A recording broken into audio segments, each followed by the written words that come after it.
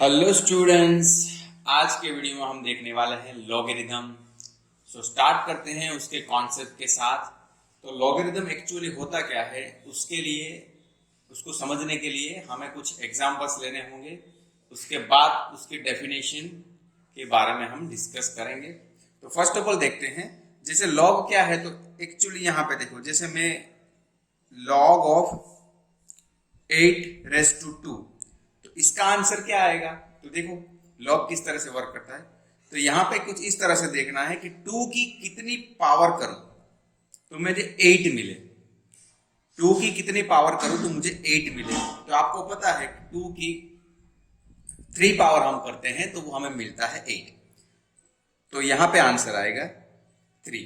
तो इस हिसाब से देखो 8 log 8⁻²। तो यहां पे इसको बेस हम बोलते हैं। ये जो हुआ उसको हम बेस बोलते हैं। ये जो हुआ उसको आर्ग्यूमेंट बोलते हैं। ओके, और ये रहा उसका आंसर।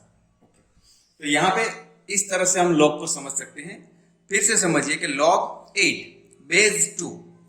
सो इसका मीनिंग क्या हुआ कि बेस की कितनी पावर करेंगे तो हमें आर्ग्यूमेंट मिलेगा।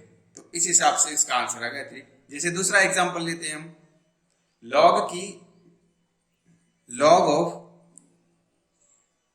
27⁻3।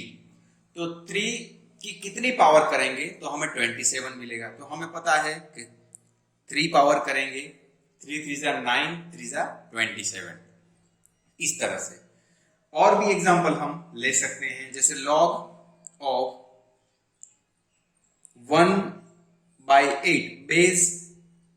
तो यहां पे देखो 2 की कितनी पावर करेंगे तो हमें 1/8 मिलेगा। तो आप इस तरह से कैलकुलेशन भी कर सकते हैं। 2 की -3 पावर करेंगे तो 1/2 की 3 पावर होगी। तो इस हिसाब से 1/8 होगा। तो इसका आंसर मिलेगा हमें -3।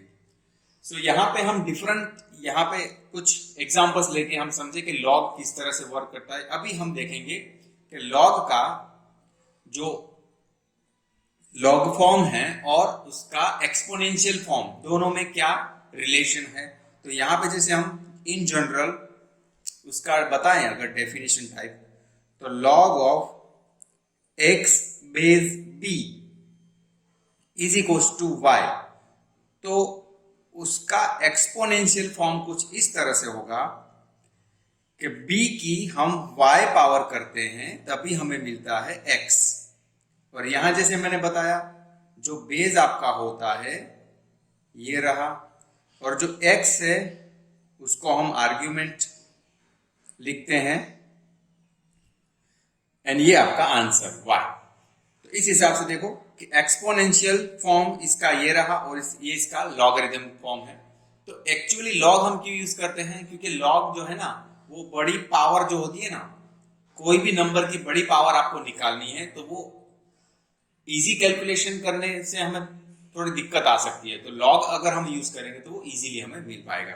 और यहाँ पे एक बात का ध्यान रखना है कि ये जो बेस होता है b, वो ग्रेटर देन 0 होगा and not is equal to 1 होगा। और x जो होगा आपका, x पे कंडीशन क्या लगेगा कि वो ग्रेटर देन 0 होगा। तो लॉग के लिए दो कंडीशन बहुत ही इंपॉर्टेंट है। फिर से मैं लिख दूं, अगर आपको पता नहीं चला तो देखो यहाँ पे फिर से लिख रहा हूं कि log x⁻b।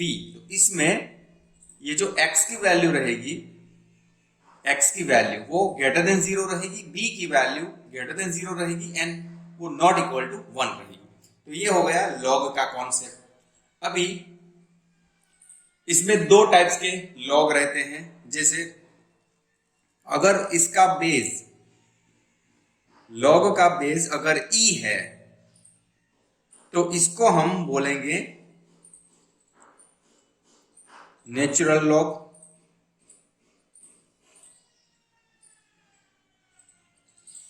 और बुक्स में उसको ln x इस टाइप से शॉर्ट फॉर्म में लिखा जाता है।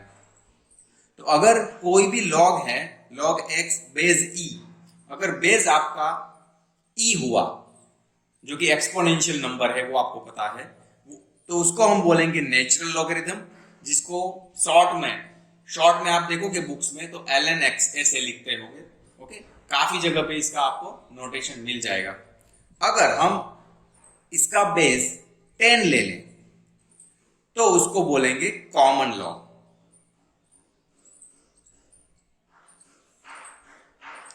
जिसको बुक्स में सिर्फ log x की तरह से लिखते हैं। तो ये बात भी आपको ध्यान में रखनी है कि नेचुरल लॉग को ln x या तो बेस e के माध्यम से लिखते हैं और कॉमन लॉग को log x या तो बेस 10 से रिप्रेजेंट करते हैं। मींस ये हुआ इसका मीनिंग कि अगर आपको बेस नहीं दिया तो आपको कॉमन लॉग ही उसको समझना है। अगर बेस दिया होगा तो e नेचुरल लॉग होगा। ओके, अगर e बेस दिया है तो उसको नेचुरल लॉग समझना है, अगर बेस 10 दिया है तो भी कॉमन लॉग, और log x ऐसे लिखा होगा बेस नहीं दिया तो भी उसको कॉमन लॉग ऐसे समझना है। तो ये तो बात हो गई ये सभी टाइप्स की। अभी हम उसकी प्रॉपर्टीज देखते हैं, लॉगरिथम की प्रॉपर्टीज। सो यहां पे लॉग के कुछ इंपॉर्टेंट प्रॉपर्टीज या तो रूल्स हैं। तो फर्स्ट देखते हैं प्रोडक्ट रूल। तो प्रोडक्ट रूल कैसे वर्क करता है, देखो, log of X Y base आपका सपोज b है, तो ये इस तरह से हो जाएगा log of x plus log of y, और दोनों में b बेस रहेगा इस तरह से। और इसको बोलते हैं प्रोडक्ट रूल। किस तरह से वर्क करता है फिर से देख लो, log of X Y, X and Y multiplication में है तो वो हो जाता है log x plus log y, ये हुआ प्रोडक्ट रूल। फिर डिवीजन रूल आएगा। तो डिवीजन रूल कैसे वर्क करता है, log of x by y base b, तो ये हो जाएगा log of x base b minus log of y base b, इस तरह से। तो log x divide bye y होगा तो वो हो जाएगा log x minus log y। अभी पावर रूल देखते हैं। तो पावर रूल कुछ इस तरह से वर्क करता है, x की पावर y बेस आपका b है तो ये हो जाएगा y आगे मल्टीप्लीकेशन में आ जाएगा और यहां पे रह जाएगा log x बेस b। अगर इसको इतना इजीली नहीं समझ में आ रहा तो देखो हम एक एग्जांपल ले सकते हैं कि log ऑफ 3 की पावर 2 बेस आपका सपोज 2 है, व्हाटएवर कोई भी बेस अगर b है सपोज, तो इसका कैसे होगा, ये 3 की पावर 2 है ना, तो 2 हमें आगे मिल जाएगा और यहां पे लिखेंगे हम log ऑफ 3 बेस b ऐसे। तो ये हुआ पावर रूल, उसका एग्जांपल हमने एक ले लिया। अभी चेंज ऑफ बेस।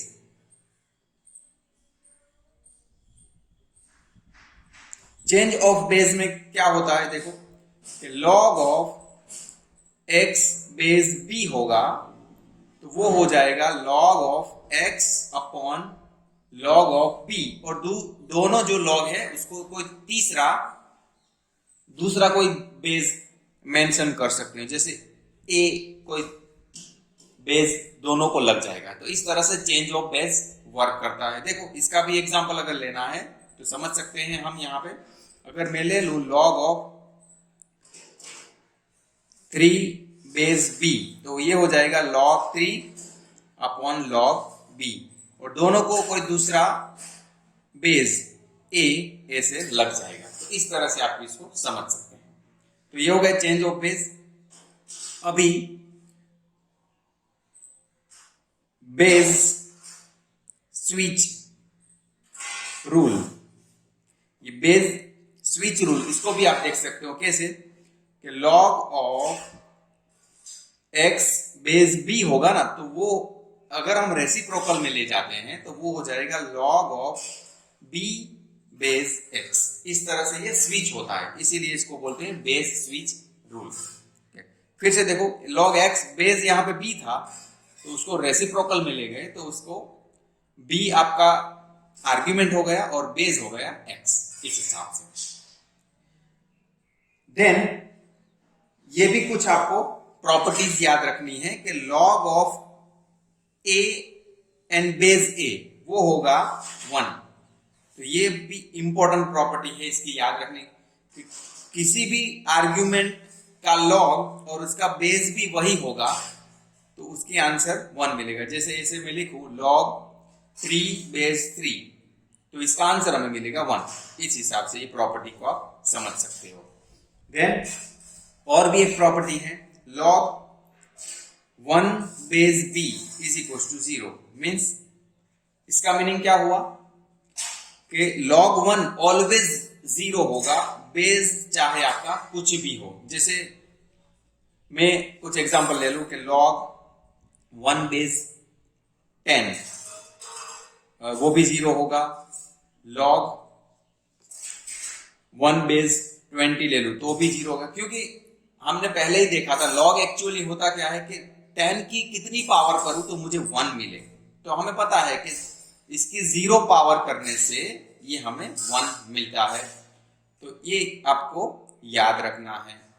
तो ये लॉग वाले इंट्रोडक्शन में हम इतना ही रखते हैं और नेक्स्ट वीडियो से हम उसके जो भी एग्जांपल्स हैं वो हम प्रैक्टिस प्रॉब्लम में करेंगे। तो ये वीडियो आपको कैसा लगा कमेंट करके जरूर बताइएगा। धन्यवाद।